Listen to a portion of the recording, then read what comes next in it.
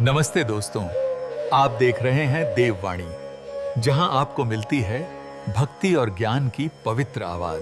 हनुमान जी भक्ति और शक्ति का एक ऐसा संगम जिनके बारे में कहा जाता है कि वो आज भी हमारे बीच मौजूद हैं। पर क्या ये सच है? आखिर उनके अमर होने के पीछे का राज क्या है? चलिए आज इसी अद्भुत रहस्य को परत दर परत खोलते हैं। तो देखिए, सबसे बड़ा सवाल यही है कि हनुमान जी को अमरत्व का वरदान मिला कैसे। हमारी आज की ये पूरी पड़ताल इसी गहरे सवाल का जवाब ढूंढने के लिए है। तो सबसे पहले ये समझना जरूरी है कि हम बात किसकी कर रहे हैं।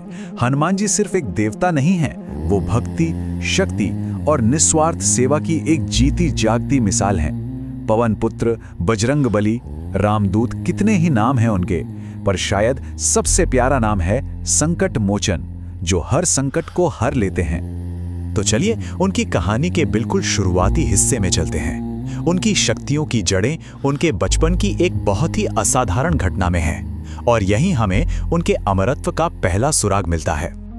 जरा सोचिए, वो जन्म से ही कितने शक्तिशाली थे। एक दिन सुबह सुबह उन्होंने आसमान में उगते हुए लाल सूरज को देखा और उन्हें लगा कि वो कोई पका हुआ मीठा फल है। बस फिर क्या था, उसे खाने के लिए वो सीधे आकाश की ओर उड़ चले और सूरज को अपने मुंह में रख लिया। नतीजा, पूरी दुनिया में घना अंधेरा छा गया।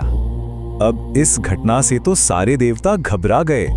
तब देवराज इंद्र ने बालक हनुमान को रोकने के लिए अपने सबसे शक्तिशाली अस्त्र वज्र से उन पर प्रहार किया। वो वज्र सीधा उनकी ठोड़ी पर लगा, जिसे संस्कृत में हनु कहते हैं।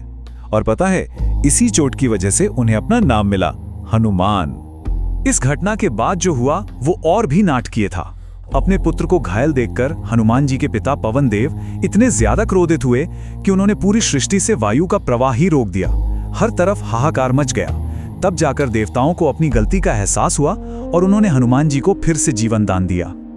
और यहीं से शुरू हुआ वरदानों का वो सिलसिला जिसने उन्हें अजेय बना दिया। सबसे पहले सृष्टि के रचयिता भगवान ब्रह्मा ने उन्हें वरदान दिया कि दुनिया का कोई भी हथियार, कोई भी अस्त्र शस्त्र उन्हें कभी कोई नुकसान नहीं पहुंचा पाएगा। इसके बाद देवराज इंद्र ने, जिन्होंने उन पर प्रहार किया था, ये वरदान दिया कि हनुमान जी का शरीर उनके वज्र के समान ही कठोर और अविनाशी होगा। फिर तो जैसे वरदानों की झड़ी ही लग गई। जलदेव वरुण ने कहा कि जल उन्हें डुबो नहीं पाएगा, अग्निदेव ने कहा कि आग उन्हें जला नहीं पाएगी। पर इन सब में जो सबसे बड़ा वरदान था वो मिला मृत्यु के देवता यमराज से, कि मौत भी उन्हें कभी छू नहीं पाएगी। समझिए, यहीं उनके अमृतत्व के पहले बीज बो दिए गए थे।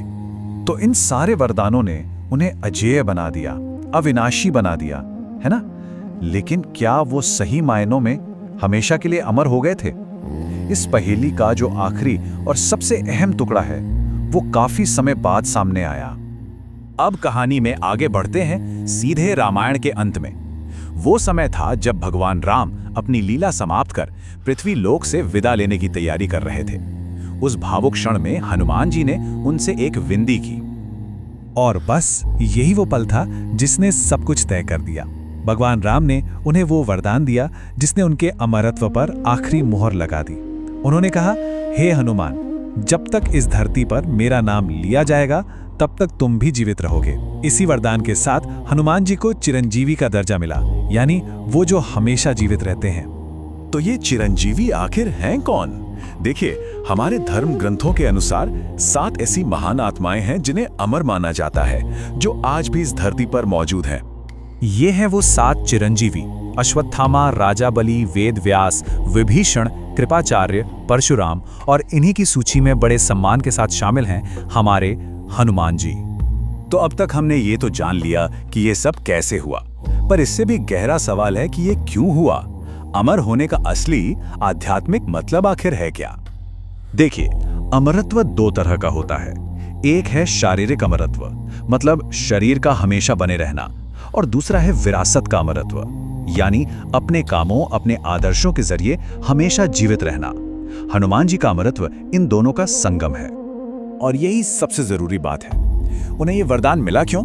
उनकी असली शक्ति उनका बल या उनकी सिद्धियां नहीं थीं, बल्कि उनकी विनम्रता और उनकी निस्वार्थ भक्ति थी। उन्होंने कभी अपने लिए कुछ भी नहीं मांगा, मोक्ष तक नहीं। वो तो बस सेवा करना चाहते थे। और एक बहुत ही गहरी मान्यता है कि हनुमान जी का अमरत्व कोई निष्क्रिय अवस्था नहीं है। कहते हैं कि आज भी, इस पल भी, जहां कहीं सच्ची श्रद्धा से राम नाम का जाप होता है, हनुमान जी वहां एक अदृश्य रूप में जरूर मौजूद रहते हैं। तो हनुमान जी की ये पूरी कहानी हमें एक बहुत गहरे विचार के साथ छोड़ जाती है। ये सिखाती है कि असली अमरता शरीर में नहीं बल्कि निस्वार्थ सेवा और भक्ति में बसती है। तो सवाल ये उठता है कि अगर भक्ति शाश्वत है तो क्या अमरत्व उसका एक स्वाभाविक परिणाम नहीं है? इस पर सोचिएगा जरूर। तो दोस्तों, आज की वीडियो में बस इतना ही। अगर आपको ये वीडियो पसंद आया हो तो इस वीडियो को लाइक करें, शेयर करें और हमारे चैनल को सब्सक्राइब करना न भूलें। बेल आइकन को जरूर दबाएं ताकि ऐसी धार्मिक और